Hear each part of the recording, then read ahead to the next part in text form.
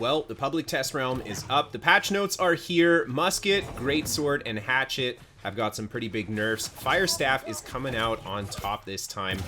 I put together a video for you guys going over some of the big changes that are coming. If you want to see absolutely everything in the patch notes, I've got a link to them down in the description below. I myself am very excited for these changes. I think in general it's going to make PvP healthier going forward.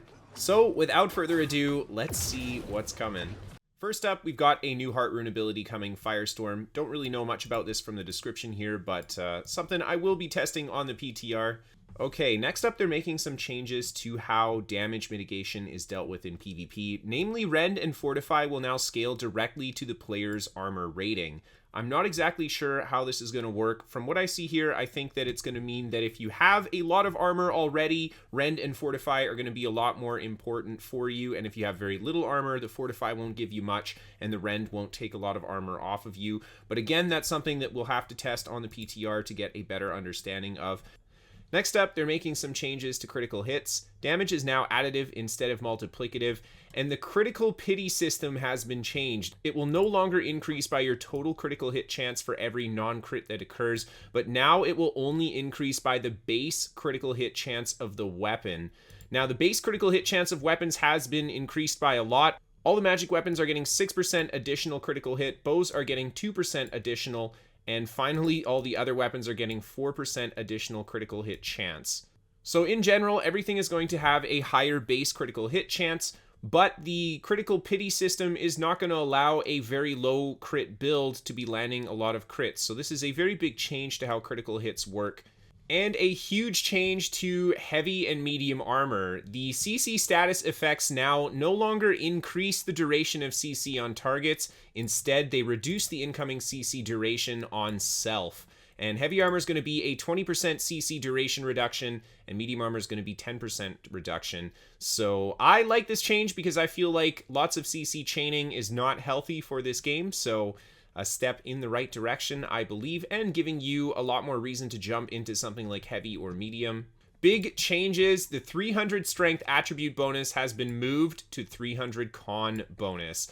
I've seen a lot of people ask for this on the forums and stuff over the past year or so of the game, so this is a very nice change for tanks, especially a good reason to run that 300 con.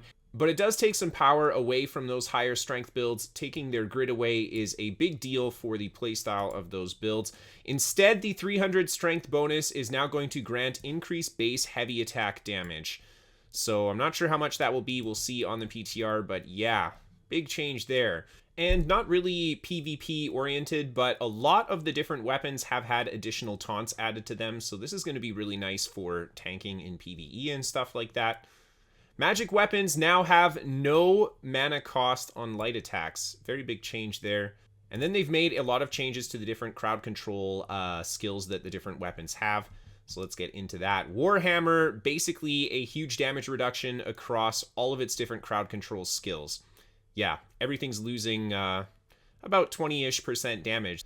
Sword and Shield, like Warhammer, taking a damage reduction to its CC skills. Shield Bash, Shield Rush, Leaping Strike, all taking a damage reduction. Leaping Strike going from 150% base damage to 100%. Very big change to that one. And then Reverse Stab will no longer stagger. Yeah, making it kind of a non-attractive move. Spear, javelin damage has been reduced from 125% to 80%, and the knockdown damage for sweep has been reduced to 45% weapon damage from 75%. Greatsword Calamity Counter has gone from 100% base to 80% base damage. Steadfast Strike, the first strike, has dropped from 70 to 40% damage, and Skyward Slash has got the same treatment on that first attack from 80 to 50% base damage. Those two moves on Greatsword are some very hard-hitting combination skills, especially Steadfast Strike. If you land that first hit, the second hit will land, so this is a pretty big cut to some of the higher guaranteed damage abilities that I think Greatsword has. Rapier, Flourish and Finish no longer staggers. Honestly, I don't know how this is going to play out. The stagger on Flourish and Finish is basically the reason that I like to run it right now, so will I still use it with this change? I don't think so. And Flurry's final hit will no longer stagger and instead apply a bleed when it hits. So a little bit more bleed access, I guess, for the rapier in the blood tree. Great Axe Reap's first hit damage has been reduced to 60% from 70%. Gravity Well's upward swing has been reduced to 25% base weapon damage from 99%, a big cut there. And then the Vortex Burst has been reduced from 125 to 100% base damage. The Insatiable Gravity Well perk burst damage bonus has also been reduced from 100% to 50%. So across the board, some big nerfs to Great Axe there.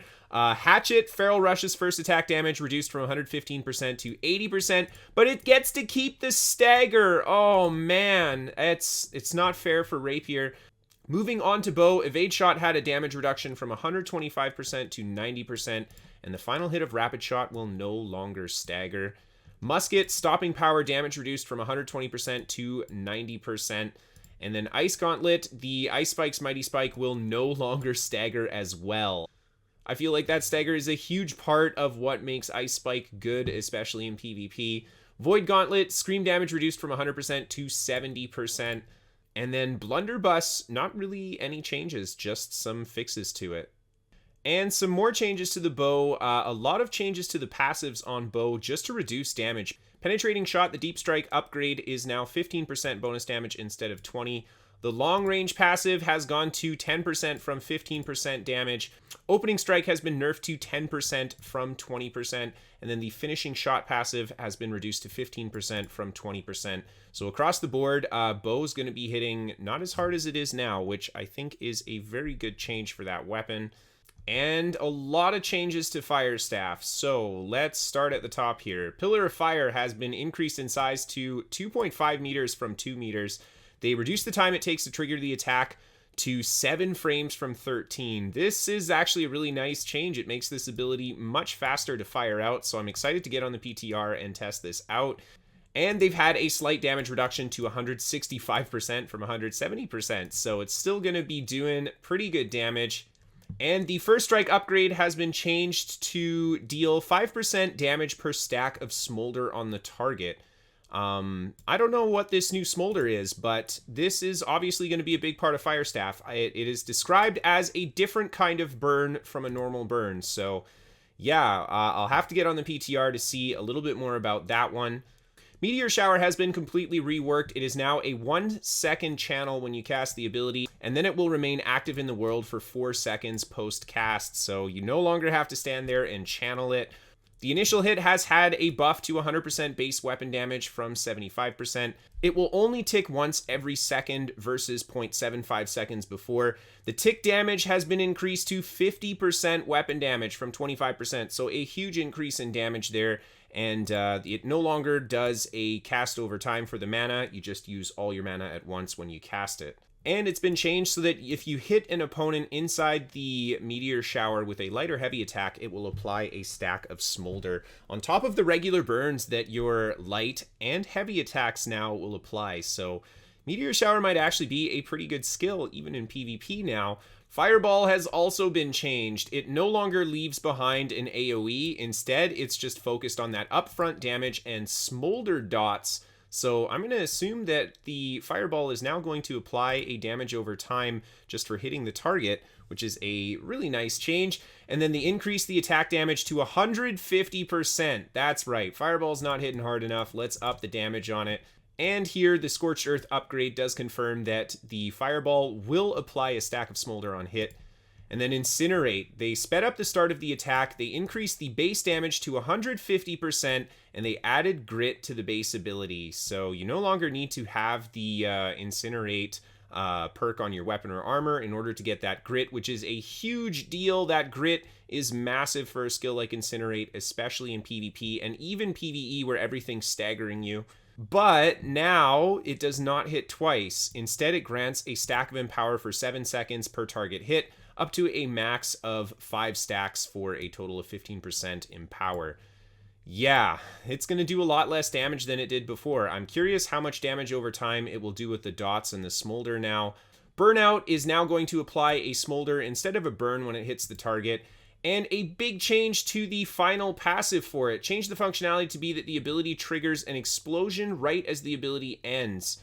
if you time the distance properly. So I guess kind of making it a trick shot maneuverability. I'm curious how hard this will hit. I'm excited to get on the PTR and test this guy out. And for the passives, Singe will now apply a burn on light and heavy attack. And we're now going to be dealing additional damage versus burning enemies, so good for the Fire Staff too. Heat Up will now apply a stack of burn if you dodge through the target. Trial by Fire has been reworked to activate when you hit a target instead of when the target hits you, and they increase the damage over time to 20% base damage from 5%, so a massive increase to the damage. And the duration is now 5 seconds instead of 10 seconds, and it has a 30-second cooldown. Big change to Trial by Fire. This actually makes it a pretty attractive passive to take. Runes of Helios got a bit of a nerf and a buff. It's now a 4-meter rune, so you got more space to work with. However, the damage bonus is now 20%. And the Reheat ultimate has been changed entirely. If you hit a target with a heavy attack that has 5 stacks of burn, it will pop all the burn stacks at once and deal 100% weapon damage in an AoE explosion around the player. This seems very similar to something like the Flourish and Finish bleed stacks from Rapier. I don't know how hard this is going to hit, but I'm assuming if you have a lot of burns on someone, this is going to be an incredibly powerful burst from Fire Staff now. Now, moving on to Greatsword, there have also been some big changes to Greatsword's functionality. Heavy attacks and light attacks will now have homing consistent with other melee weapons. There goes the reach that Greatsword has. That is a huge nerf to Greatsword, especially in PvP. The Path of Onslaught quick charge bonus is now 50% faster heavy attack instead of twice as fast. So another huge nerf to Greatsword, this time in the heavy attack damage department. Crosscut is now a 20-second cooldown from 15 seconds. Relentless Rush will only apply a 0.5-second root instead of the 1-second root. And the haste given by Swift Onslaught will now only activate off ability hits and not just an activation. So if you don't hit anyone with your spin, you will not get haste, which is a big nerf to Greatsword's getaway capabilities. Hatchets defy death. This is one that a lot of people have had some gripe with, so it's been reworked to now grant invincibility for 0.5 seconds and grant 500 plus 50% of max health upon activation. And they reduce the cooldown to 60 seconds. So now, instead of keeping you alive at very low health, it just gives you kind of a quick burst heal instead of you dying, and you have a very short period of that invincibility. I like this change because now someone with Defy Death can't just sit there and spam light attacks and not die during the course of that Defy Death. So it changes how you use this ability for sure. Another nice change to Hatchet is that the Berserking Refresh upgrade will now grant a 5% lifesteal while Berserk is active instead of giving you the flat health. So this is a nice nerf to the defensive runaway Hatchet while still giving an offensive Hatchet player some good healing options with Berserk. A lot of nerfs to Hatchet this patch as well. Hatchet Greatsword being a very popular weapon combo, taking a pretty big hit on this PTR. And finally, the last problem child of all the weapons right now, Musket. They've tuned the aim down sight accuracy to reduce the effectiveness of rapid long-range shots. Accuracy will also be reduced when moving and aiming quickly, so big changes to Musket there. I don't know how I feel about this because punishing a Musket player for moving around kind of encourages that sit in one spot in the back and camp playstyle. They've got a new passive, Steady Hand, that is replacing Ballistic Advantage, and it will increase the accuracy of a musket shot when you aim down the sight for 2 seconds, and then it will reset the passive after you've fired a shot. And Steady Hand will reset when activated while in shooter's stance. So this makes the rapid fire from shooter's stance very inaccurate at a range. Well, I guess more inaccurate at a distance than it used to be. I think with the hit scan functionality of the weapon, they have to do something to nerf it right now, so let's see how these changes work out. Moving on to the Void Gauntlet, the Baleful Tether has had a huge damage increase from 10% to 100%, making it a much better offensive skill than it used to be, and they've increased the range on the Tether to 20 meters as well, and they made the projectile a little bit larger so it's easier to aim. The Tethered Focus upgrade will now increase your mana regen rate by 200% instead of 100% as well. And Essence Rupture has got a similar treatment. The impact damage is now 100% base damage instead of 50%. The size of the projectile has been increased to 0.5 meters, just like the tether. And they've increased the projectile speed by 50% as well. And a huge nerf to Invigorating Oblivion, now giving 25% stamina regen rate instead of the flat 25 stamina or 20 stamina per second that it used to give. Yeah, it's still going to give you additional stam sustain, but this is a massive nerf. Interesting to note that the Cleansing Harvest passive that replaces Refreshing Harvest is going to give access to some debuff removal on the Void Gauntlet. And that brings us to the perk changes. Starting off with Empowering Meteor Shower, it now has 6 seconds on the Empower versus 10 seconds to compensate for the power increase across the board for Fire Staff. Yeah, we'll see how that feels on the PTR. Empowering Incinerate has been changed as well. It will no longer give Grit because Grit is now on the base Incinerate ability, but the max damage has been increased to 17% on armor or 30% on weapons, but added a condition against targets with a burn status effect. I don't know what this means. Does the target have to be burned? Is it going to apply more burns? Does it deal more damage? I don't know. I'll have to get on the PTR to see what that means. Empowering Fireball, it now will only work against an opponent above 50% health. Not having the Empower when they're low on health is definitely going to hurt it, but again, Fireball is an excellent AoE burst too, so yeah, big change to that perk for sure. Efficient Burnout is now Fortifying Burnout, and it will grant a stack of Fortify 3 to 8%, 13% on weapons for Fortify for 5 seconds at a max of 3 stacks. So that is a 39% Fortify on the weapon for hitting 3 targets with Burnout. That's pretty strong. I'm not gonna lie, that's pretty strong. The accuracy perk has been reduced to 50% additional accuracy instead of 100%. So yeah, Musket, coming for you. Mortal Empowerment now only lasts for 2 minutes. They removed the ability for the duration to be refreshed with each kill as well. So a huge change in functionality for this ring, basically making it beneficial if you are getting a bunch of kills really rapidly versus getting kills in trickles over time. So I think this will be a good change because it will nerf the namely musket and bow players who use Mortal Empowerment right now. Trenchant Recovery is now a 20% lifesteal instead of 40% on heavies. I think this is a good nerf because Trenchant Recovery is objectively very, very strong of a lifesteal compared to the other sources of lifesteal in the game. The Bane perks will now deal 10% additional max damage when on magic and ranged weapons, so kind of a PvE change, but I do like this, just giving more viability to different weapons in PvE. And a notable fix here, fixed a bug where gem damage conversion was not taken into account for calculating damage falloff based on distance for ranged weapons. This could be another nerf to Musket because from what I'm seeing here, it means that if a Musket player on the live server has an elemental gem on, that elemental portion of damage is not subject to the damage fall off based on distance. Now it will be. Very interesting to see what kind of an impact this has. And sort of an under the radar change, Cranberry Compote can no longer be used in PvP arenas.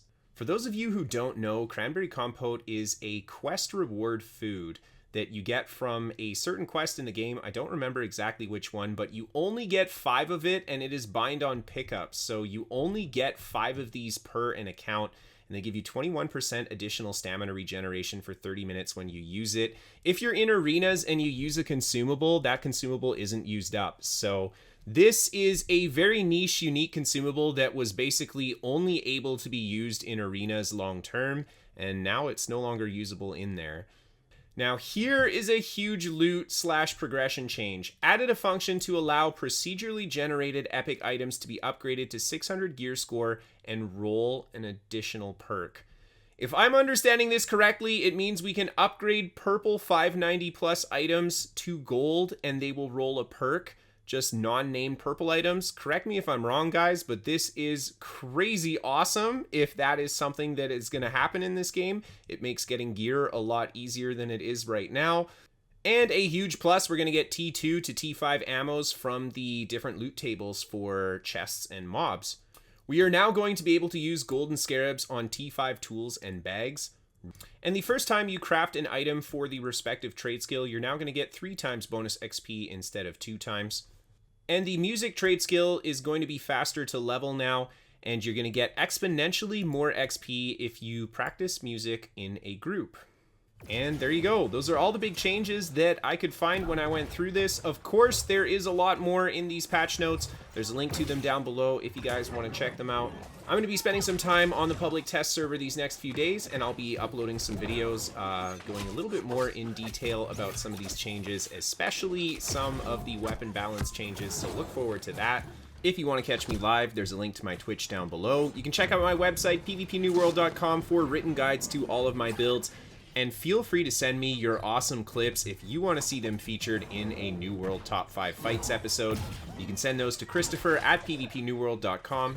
A quick thank you to our sponsor, ExpressVPN, and of course, a thank you to all of my patrons on Patreon that support the show. Thank you guys so much for tuning in and watching today. Hope you're looking forward to more, and I'll see you guys next time. Have a good night, everybody.